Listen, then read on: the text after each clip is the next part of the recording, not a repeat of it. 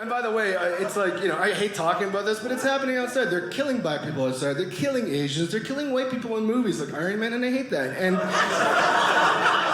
my cousin's so stupid. She's like, you know what? Don't worry, Ron. We're safe. We're not Chinese. We're Filipino. I'm like, are you crazy? You think the racists know the difference between Chinese and Filipino?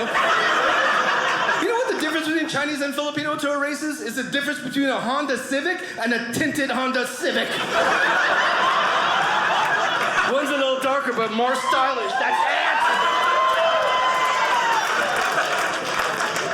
it! Filipinos were not even full Asian. The government didn't know we were. They just put us in an Asian category. We're actually a mix. We're half Asian and half Latino. When my parents came to Canada, they had to fill out a form for the government to choose what race they were. They had to check mark white, black, Latino, Asian, or Middle Eastern. They would check mark Asian and then Latino, have 2 lines drawn on one, and then write Filipino. It was true, we're half Asian and half Latino. See, what happened was, back in the day in the 1500s, Spain went to Philippines, made love to everybody, and then left us. It's like, where's your dad? On those boats. Where are they going? To the Caribbean. Why? To make Cubans now. That joke never works in Miami, by the way. And my parents taught me English. It was kind of weird because they had the Filipino accent, so I grew up with an accent. You know how messed up that was? I had a Filipino accent growing up, but I wasn't born in the Philippines. I didn't know how to speak Filipino either. I just had a Filipino accent as a kid. The teacher's like, so where are you from? Canada! Are you sure? Positive! You can't speak any Filipino? Not at all. This kid's a North Korean spy for sure. I remember the report card read, Ron has a problem pronouncing his F and P's and V's and B's. He pronounces friends as friends. My dad's like, why do you pronounce friends as friends? Who taught that to you? You have a breaking problem, you know that?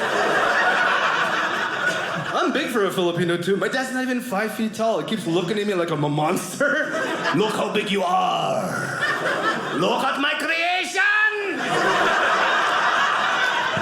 Like Frankenstein. They love seafood, they love fish. Tilapia, red snapper. My dad's favorite fish is called milkfish. It's from the Philippines. There's 1 million bones in the fish, and he can't get enough of it. Here's my dad every Sunday morning. Number 1 fish from the Philippines, milkfish. Number 1!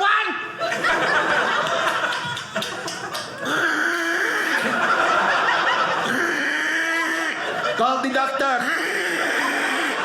And the cat's looking at him like, call the doctors. We have delicacies. Any Filipinos here? Make some noise.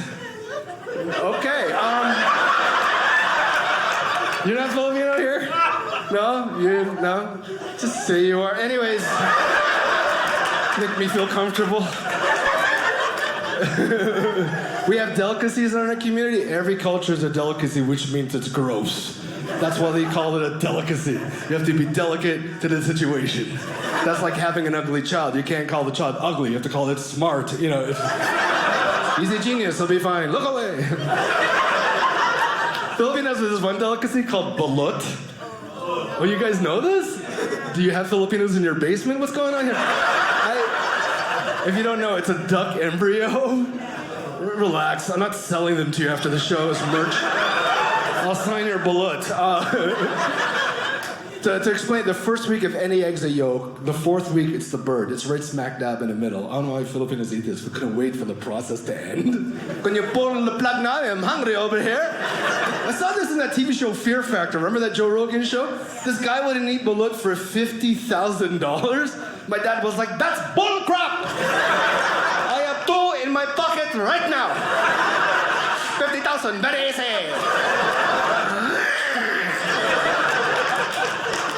My dad used to sell these baluts to the Filipino community in Toronto back in the 80s. When I was 6 years old, I was a prankster. What I would do, take a cooked balut from home, bring it to school, put it under a tree, take the balut halfway out to make it look like it fell from the nest. I know, I was a messed up kid. I went to therapy for this. But anyways, and the kids would gather, oh my gosh, there's a baby bird that fell from the tree. That's so sad. I walk in, how much did you pay me to eat it? and 6 years old. That was a diabolical genius. The principal called my dad. Mr. Josol, your son's eating dead birds falling from trees. Are you stupid? No, Dad, it was a scam. I made $100 for one balut. I'm gonna take you, bring it to school, and you can do it again. You're a genius. Look at my creation. Thank you so much for watching. Please download the Dry Bar app. Use promo code Ron Josol.